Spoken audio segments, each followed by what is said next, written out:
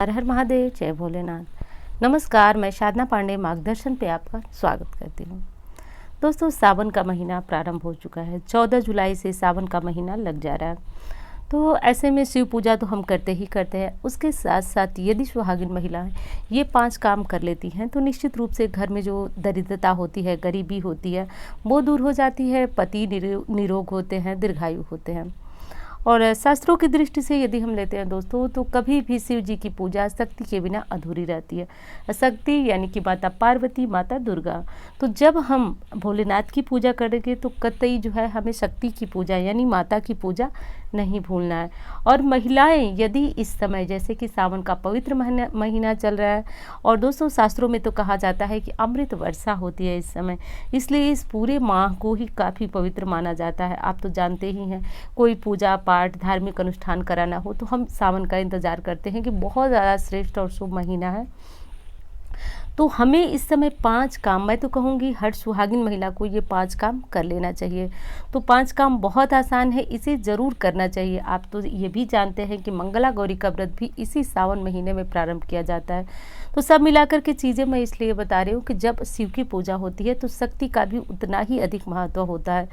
तो ये चीज़ें कर लीजिए। और क्या करना है इस पे तो बात हम करेंगे ही करेंगे दोस्तों। और एक चीज़ और बताऊँगी कि शास्त्रों में ये भी लिखा हुआ है, मैंने पढ़ा कि इसी महीने में भगवान भोलेनाथ माता पार्वती के साथ जो है अपना विवाह करने के लिए तैयार हुए थे, उनकी तपस्या से प्रसन्न हुए थे। तो ये महीना और भी विशेष और भी खास बन जाता है सुहागिन महिलाओं के, उनके पति के लिए।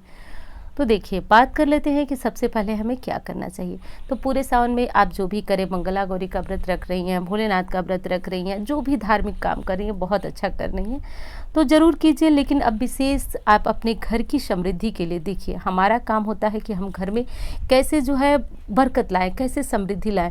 पति का काम होता है घर में पैसे लाना, लेकिन जोड़ जोड़ कर हमें घर बनाना होता है, परिवार बनाना होता है, हमें अपने बच्चों को देखना होता है, कैसे कहाँ क्या करना है, मतलब पूरा मैनेजमेंट जो है हम महिलाओं के हाथ में होता है। ज़्यादातर घरों में यही होता है। तो ये सारी चीज़ें तो हमें करनी ही है और करते भी हैं बखूबी। लेकिन अब हमें क्या करना है सावन महीने में, ताकि हमारे पति के ऊपर जो है कोई संकट न आए, वो दीर्घायु रहे, निरोग रहे। तो एक चीज़ आप समझ लीजिए, ये उपाय आप मंदिर में भी कर सकते हैं। यदि हर सोमवार को जाते हैं तो वहाँ कर लीजिए, घर पे लेकिन करना प्रतिदिन है। पूरे सावन महीने में आप दुर्वा ले लीजिए। आप जानते हैं जो दुर्वा घास होती है, वो घास ले लीजिए, दुर्वा ले लीजिए, और प्रतिदिन इन्हें गणेश जी के पास चढ़ा दीजिए। यदि माला बना करके दुर्वा की चढ़ाते हैं, दुर्वा मतलब दूब, आप समझ सकते हैं, अलग अलग स्थानों पे अलग अलग नाम से बोला जाता है। तो दूब घास भी कहीं कहीं बोली जाती है, कहीं दुर्वा बोला जाता है। तो वो ले लीजिए और उसकी माला बना लीजिए। नहीं माला बना सकते तो बस 4-5 दुर्वा ले लीजिए और गणेश जी को प्रतिदिन चढ़ाना शुरू कीजिए। अब एक चीज़ मैं बताती हूँ आपको, ध्यान से समझिएगा इस बात को। ये चीज़ करेगी क्या। आप तो ये जानते हैं कि जब हम कोई छोटी सी पूजा करते हैं घर में, या फिर कोई बड़ा सा अनुष्ठान करते हैं, बिना गणेश जी के आवाहन का हमारी पूजा पूर्ण नहीं होती है। चाहे आप घर की नींव डाल रहे हैं तो भी आपको गणेश जी का आह्वान करना होता है। अब मैं बताती हूँ ऐसा क्यों किया जाता है। आप भी जानते हैं, कोई नई चीज़ मैं नहीं बता रही हूँ। इसलिए किया जाता है कि गणेश जी जो है हमारे कार्यों को निर्विघ्न पूर्ण कराते हैं। और सावन महीने में यदि आप गणेश जी की इस विधि से आराधना कर दी तो पूरे वर्ष यदि हमारे घर पे किसी भी प्रकार की मुसीबत आने वाली होती है तो वो नहीं आती है। गणेश जी के साथ रिद्धि सिद्धि होती है, इसलिए घर में सुख समृद्धि आती है, दरिद्रता कभी नहीं प्रवेश करती है। यदि गणेश जी का ये उपाय हम कर लेते हैं पूरे सावन माह में, तो ये 1 महीना यदि हम गणेश जी को दुर्वा अर्पित करते हैं तो जो बेकार के खर्चे होते हैं दवाई वगैरह पे, वो बंद हो जाते हैं और घर में दरिद्रता प्रवेश नहीं करती है। तो बहुत ज़्यादा महत्वपूर्ण है। मैं कहूँगी कि आप घर में कर लीजिए। घर में फोटो जो गणेश जी की है उनके पास ही कर लीजिए, मूर्ति है उनके पास कर लीजिए। मंदिर में करना चाहे मंदिर में कर सकते हैं, लेकिन पूरे 1 माह आप गणेश जी को दुर्वा जरूर चढ़ाएं। करके देखिएगा, आपको पूरे वर्ष में, अगले वर्ष तक आपको इसका अंतर दिखने को मिलता है। बहुत ज़्यादा प्रभावशाली। कोई बड़ी बीमारी घर में नहीं आती है, कोई जैसे कि किसी को चोट लग जाना, बेकार की दवाई पे पैसे खर्च करना हो जाना, ये सारी चीज़ें बच जाती हैं। इसका कारण बस यही है कि गणेश जी विघ्न हरता है, और विघ्न हमारे पास आने से पहले वो उन विघ्नों को दूर करते हैं। और आप तो जानते हैं उन्हें देवताओं का भी आशीर्वाद है कि वो प्रथम पूज्य है, और उनकी आराधना इस विधि से यदि आप सावन माह में करते हैं तो एक चीज़ आप समझ लीजिए, जो चीज़ें मैंने बताई हैं वो आप खुद महसूस करेंगे। अब अगली चीज़ क्या करना है ये आप समझिए। पूरे महीने आप भगवान शंकर जी की पूजा करेंगे, लेकिन एक चीज़ आप समझे हैं, वीडियो में मैंने पहले ही बताया कि शिव जो है उनकी पूजा के साथ शक्ति की पूजा जरूर होनी चाहिए। उनकी पूजा के बिना जो है पूजा ही हमारी अधूरी होती है। तो जहाँ भी आप देखते हैं भगवान भोलेनाथ की पूजा होती है, वहाँ माँ गौरा यानी पार्वती जी की पूजा होती है। तो पूरे महीने एक काम कीजिएगा कि गौरा माँ को पीला सिंदूर चढ़ाइएगा। पीला सिंदूर चढ़ाने के बाद आप इस सिंदूर को अनामिका उंगली से लगाएंगे और उसी उंगली से जिससे आप चढ़ा रहे हैं उसी से अपनी मांग भरिएगा। कुछ लोग इस बात पे कहते हैं कि नहीं भरी जाती है, जो मैं नहीं जानती हूँ दोस्तों, लेकिन मैं शास्त्रों की बात आपको बता रही हूँ। एकदम सटीक और सही उपाय है। यदि आप पूरे महीने आप ये उपाय कर लेते हैं तो पति से यदि आपकी अनबन है तो भी आपको देखने के में मिलेगा कि आपका जो वैवाहिक जीवन है वो काफ़ी सुंदर और सहज होता जा रहा है और पति दीर्घायु होते हैं। कहा जाता है कि माता गौरा का आशीर्वाद उस स्त्री को मिल जाता है जो सावन महीने में गौरा माँ को सिंदूर चढ़ाने के पश्चात अपनी मांग भरती है।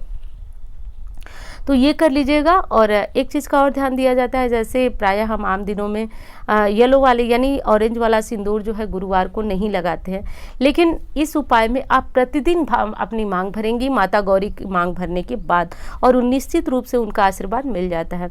आप तो जानते हैं माता सीता को जब स्वयंवर से पहले वो गौरी जी की पूजा करने गई थी, वो रामायण में उस समय का भी प्रसंग लिखा हुआ है कि जो भी स्त्री माता गौरी की पूजा करेगी, सिंदूर अर्पित करेगी, उनका सुहाग जो है अखंड होगा माता गौरी की कृपा से। तो ऐसा सभी कर ले जो सुहागिन महिलाएं हैं। कौन नहीं चाहता कि हमारे पति दीर्घायु रहे, निरोग रहे, तो ऐसा ज़रूर कर लीजिएगा। अब चलिए अगली बात कर लेते हैं।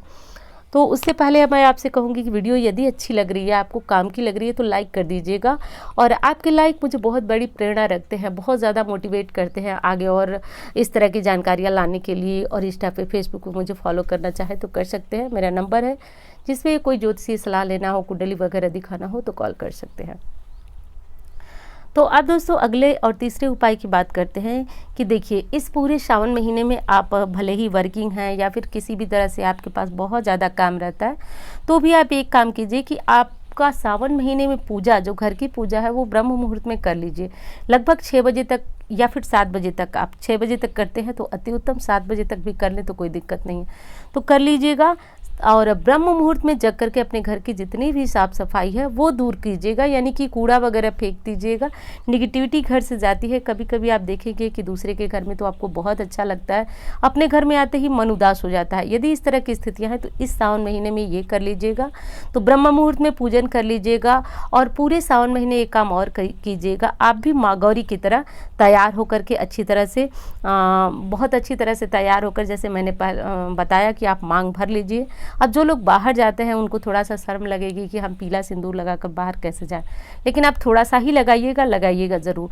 तो माता गौरी की तरह आप भी तैयार होकर के ज़रूर रहिएगा दोस्तों, ज़रूर रहिएगा, क्योंकि सुहागिन महिलाओं को सावन महीने में बहुत सारी चीज़ों का ध्यान रखना होता है। जैसा कि आप जानते हैं, यदि किसी बच्ची का विवाह होता है तो उसको भी सावन में विदा करा करके लाया जाता है।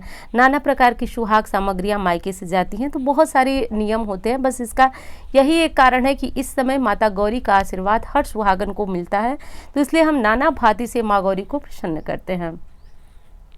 अब अगला उपाय जो कि विशेष आप ज़रूर ध्यान दीजिएगा इस उपाय को, और एक बार सावन में किसी भी दिन ज़रूर कर लीजिएगा। एक बार इस उपाय को ज़रूर कर लीजिएगा, प्रतिदिन तो नहीं हो सकता, लेकिन एक बार कर लीजिएगा। तो देखिए, सुहाग की सामग्री माता गौरी को चढ़ा दीजिए। सावन की शिवरात्रि को भी चढ़ा सकते हैं, प्रदोष को भी चढ़ा सकते हैं, प्रतिदिन चढ़ा सकते हैं। सावन का तो हर दिन पवित्र और पुनीत होता है। तो सुहाग की सामग्री आप चढ़ा दीजिए। चढ़ाने के बाद इन सामग्री को आप जो है अपने उम्र से किसी भी बड़ी महिला को दे दें। कोई ज़रूरी नहीं है कि आप मम्मी को दें, सास को दें, देना चाहे तो दे सकते हैं, लेकिन आप जैसे कि कोई रिश्तेदार ना हो तो भी आप अपने उम्र से जो बड़ी महिला हो। और मैं तो कहूँगी इस उपाय में आप एक चीज़ करें कि जैसे कोई बहुत ज़्यादा बड़ी उम्र की महिला है और वो सुहागिन है, जैसे मान लीजिए कि 80 साल की है, 85 साल की है, और भगवान की कृपा से उनका सुहाग अमर है, सही सलामत है, अमर कहना तो गलत होगा, सही सलामत है, तो आप उनको जो है ये सुहाग सामग्री भेंट करें। भेंट करने के बाद आप उनको पैर अपने आंचल से स्पर्श करें। आंचल यानी कि जो दुपट्टा है या फिर साड़ी का कोना है, उससे उनके पैरों को, उनके अंगूठे को स्पर्श करें। विशेष जो दोनों पैरों का अंगूठा होता है उसको स्पर्श करके उनसे कहें कि मेरे सिर पे हाथ रखें। ऐसा करना दोस्तों यदि हर सावन में करते हैं तो आप देखेंगे कि आपका सुहाग अखंड हो जाएगा। तो एक चीज़ और बता दूं कि कुछ चीज़ें दान से बढ़ती हैं, जैसे कि ज्ञान हो गया, जैसे कि विद्या हो गया, जैसे कि सुहाग सामग्रियाँ। इसीलिए जब कोई व्रत आता है, विशेष करवा चौथ हो गया, बट सावित्री हो गया, हरितालिका तीज हो गई, तो ऐसे में कहा जाता है आपसे कि आज के दिन सुहाग सामग्री दान करें। तो शास्त्रों में इस दान का बस एक यही महत्व बताया गया है कि इससे जो है हमारे पति दीर्घायु होते हैं, हमारे सुहाग में वृद्धि होती है। तो ये चीज़ें दान करना बहुत ज़्यादा महत्वपूर्ण है। और विशेष दान जैसे कि मैंने बताया कि कोई बड़ी उम्र की महिला जो सुहागिन है, उनके पैर के अंगूठे को स्पर्श कर उनसे आशीर्वाद लिया जाए तो निश्चित रूप से हमारे वैवाहिक जीवन में प्रसन्नता आती है, खुशी आती है, पति दीर्घायु और निरोग होते हैं। ढूंढे तो हर काम हो सकता है, तो कोशिश ज़रूर कीजिएगा। अगला और अंतिम उपाय, इस पूरे सावन में आप जो है हरी चूड़ियाँ ज़रूर पहनें। तो आपको भले ही हरी चूड़ियों में मतलब ये लगता है कि कोई विशेष दिन है या हमारे घर पे पूजा है तो हम बदल कर नई चूड़ियाँ और पहन ली, वो चीज़ अलग है। लेकिन सावन महीने में हरी चूड़ियाँ पहनने का अपना ही महत्व है। हरा रंग सुख सौभाग्य का प्रतीक माना जाता है, तो ये चीज़ हरी चूड़ियाँ पहन लीजिएगा। और इस पूरे महीने में मेहंदी ज़रूर लगवाइएगा, कम से कम एक बार या फिर 2 बार ज़रूर मेहंदी लगवा लीजिएगा। इससे भी हमारे सुख सौभाग्य में वृद्धि होती है। तो मेहंदी ज़रूर लगवाइएगा, हरी चूड़ियाँ ज़रूर पहनिएगा। और जो है कि कितना भी आप व्यस्त हों लेकिन अपनी मांग भरिएगा, अच्छी तरह से पीला सिंदूर लगाइएगा। माता गौरी से जो है कृपा मांगेगा, प्रसाद मांगेगा कि माता मेरे सुहाग को दीर्घायु रखें।